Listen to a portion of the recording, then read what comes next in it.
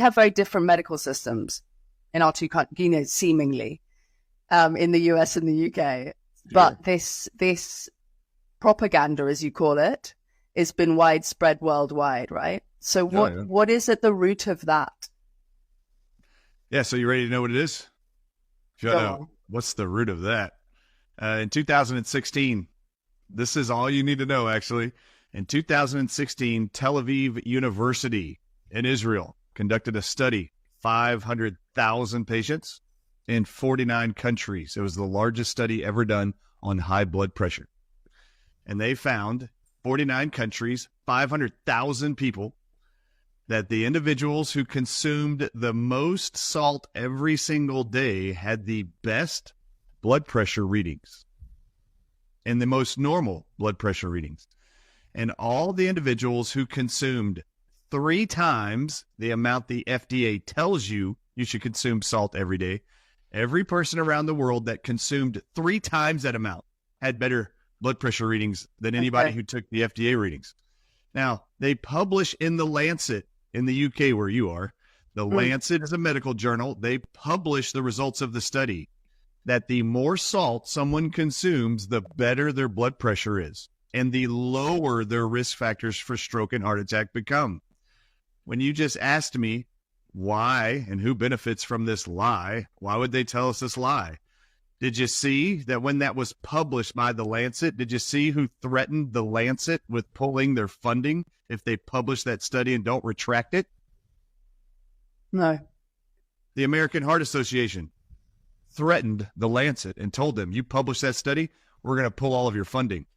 You have to retract that study.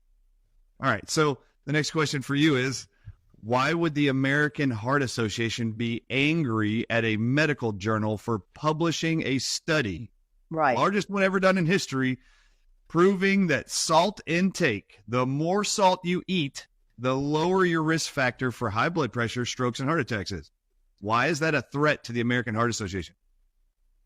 Which, by the way, is the highest revenuing medical association in the whole world.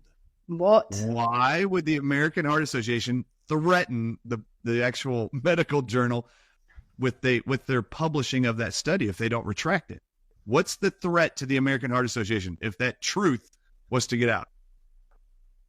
Tell me.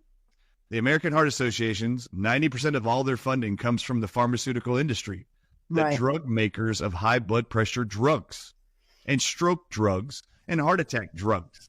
So if the majority of their funding comes to them from high blood pressure drug manufacturers like Merck, Pfizer, and others, of course they're going to see this journal as a threat and this article as a threat, because if people started eating more salt in their diet and they read that study and medical doctors got a hold of that information and that truth, they would start telling their patients to eat more salt.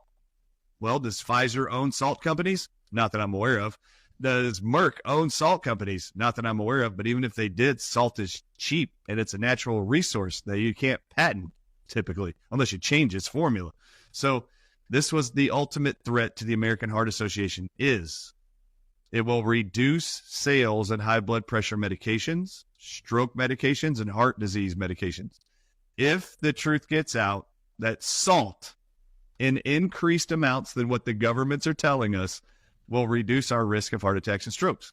So who did the lie benefit the most to tell all of society that salt is bad for you and lower your salt intake? Who did it benefit from the Right. beginning? Terrifying. The It's pharmaceutical the drug companies. Yeah. The drug companies that make the high blood pressure drugs. Okay, so this is no different, and we're not going to stick on this topic. But in order to convince people that fat was bad for them, Right. the drug companies had to lie to medical doctors and in scientific journals and tell them all that when human beings swallow anything with fat in it, their liver will convert that fat into cholesterol. And we have found that cholesterol, as it builds up in your blood, increases the risk of plaque, blood clots, strokes, high blood pressure, and heart disease. Now, who was telling the medical doctors this? Oh, it just happened to be the same drug companies that just created a drug called statins that they figured out in animal studies lowers the amount of cholesterol the liver can make. Okay, this is fun. So once they figured out they had a chemical that actually did in every single mammal they put it inside of it, lowered this thing called cholesterol, then the drug companies had to come up with a way to convince all the medical doctors to promote their drug that lowers cholesterol. Well, what's the best way to sell it to them? Tell them that the number one cause of death around the world, typically, which is heart disease, is increased in risk by increased cholesterol. And so if you just tell the medical doctors that lie, they go like this: oh, sweet. So do you have a drug for that? Good. Let me promote it. And will you give me incentives? And will you give me commissions and royalties? And yes, then all the medical doctors will tell you the same damn lie, and they'll never look into it. And the truth is, all along, I mean, how many of you have watched people doing keto diets and carnivore diets and just shredding weight? They lose weight, they're reversing diabetes, and this is them consuming protein and fat, increasing their cholesterol, increasing their fat intake. But what have we been told, especially throughout America, and I'm sure in the UK, what have we been told for 50 years? A low-fat diet is good for you. This whole thing is a lie. We have to reduce the amount of fat people consume to lower their cholesterol. And what has happened ever since?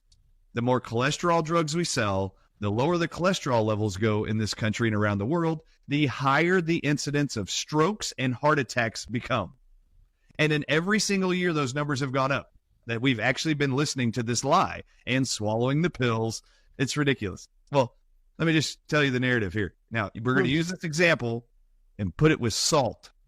Okay? We're being lied to about salt. We're being lied to about fats that equal cholesterol. Okay? If you tell people that they have to lower their cholesterol and we have a pill to do it and it will protect you from having heart disease, which everyone's being told this is hereditary and there's nothing you can do to avoid it but take our drugs. That's the other lie. So now you're scared to death that you can't control it because your mom or dad or aunt somewhere had heart disease at one point.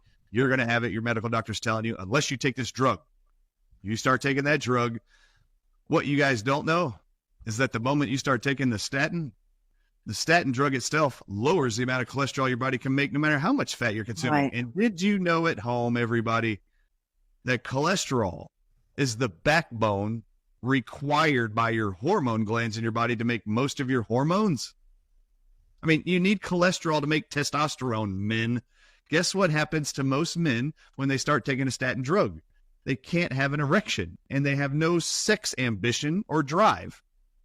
Well, where did that go? I mean, 6 months later, you're going to go to your medical doctor and tell them, look, doc, I'm glad my cholesterol numbers are better, but I just have no interest in sleeping with my wife. I can't even get it up. And guess what the MD says? Oh, that's okay. You're in your 40s. This is normal for your age. It's called erectile dysfunction. Here is a little blue pill to help you with that. When in fact, the cholesterol drug you started 6 months ago doesn't allow your body to now make testosterone because you need cholesterol to make testosterone. And testosterone drives sex drive. It also increases blood flow. So now you can have an erection.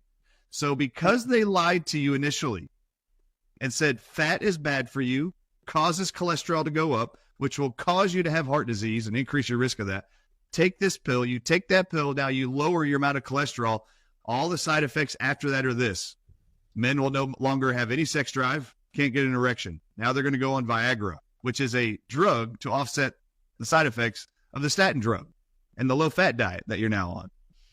Okay, that's one. Did you know serotonin, the hormone in every male and female's body, needs cholesterol to be made? Right. Okay, well, what does serotonin do to humans? It makes you feel happy. Yeah. And it makes you feel safe. So there's no anxiety or panic. Oh, really? All right. So now you can't make serotonin. Serotonin is your happy, feel-good hormone. Now you can't make it because you don't have cholesterol to make enough of it. What are you going to report to your medical doctor within 6 months to a year after starting your statin drug? Right. You're going to tell them you're depressed, you're anxious, and guess what your MD is going to tell you?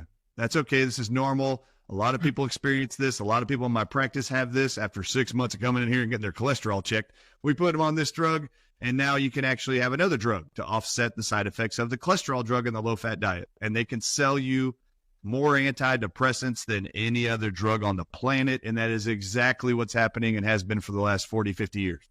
So antidepressants are still the number one most prescribed drugs on the planet next to cholesterol drugs. All right, well, can't you see how that fits in? All right, so what happens when you tell the world to stop eating so much salt? Well, let me explain this to you. Your kidneys take all of your blood and they filter it into urine and they excrete all whatever it is that you don't need in the body. It removes all the excess water out of your body and cleanses the body. Okay? Your kidneys have cells inside of them to convert uric acid into urine and filter out your blood so you can urinate. Your kidneys can't even filter anything in your blood without these pumps doing their job. And these pumps are called sodium, potassium pumps. Yeah. What is sodium? Salt. Salt. Okay, so these are called salt potassium pumps. Okay, Yeah. well, your kidneys require salt to even work. Okay, so if you deprive the kidneys of salt, guess what happens to your kidney function? Do the pumps get better or worse? What do you think? They get worse. They get worse and they slow down. What happens when your body starts retaining water because your kidneys no longer can filter out urine out of your body? Do you retain water or lose more water? You retain more water. You retain it. Will the added water in your body put pressure on your blood vessels and on your heart or reduce it? Yeah, pressure. It increases it. Increased water, increased pressure. If you increase pressure, what's going to happen to your blood pressure? Yeah, increase. It goes up. Now, you're not eating salt and your blood pressure is going up. If you tell the whole society to restrict from the time you're born how much salt you consume, all of you, because you're mammals and designed the same way and all have salt potassium pumps in your kidneys, you all over time will produce high blood pressure. And guess what you've created? A whole society of people that are going to go into their medical doctor's clinic with dizziness, headaches, fatigue, and your medical doctor's got to take your blood pressure and go, oh, your blood pressure's high. We got to actually give you a high blood pressure drug. And make sure you don't eat salt, Mary. You got to lower your salt even from where it is now. And I'm like, you guys are crazy. And this is true. The FDA in America says the maximum amount of salt every day that an American should consume is 2,300 milligrams a day in every 2,400 hours or 24 hours. What does the American Heart Association say? That's in the same country. It says we do not agree with the FDA's salt amount. They believe it should be 1,100 milligrams a day. That's less than half of what the FDA says. Right. Okay. How come they don't agree?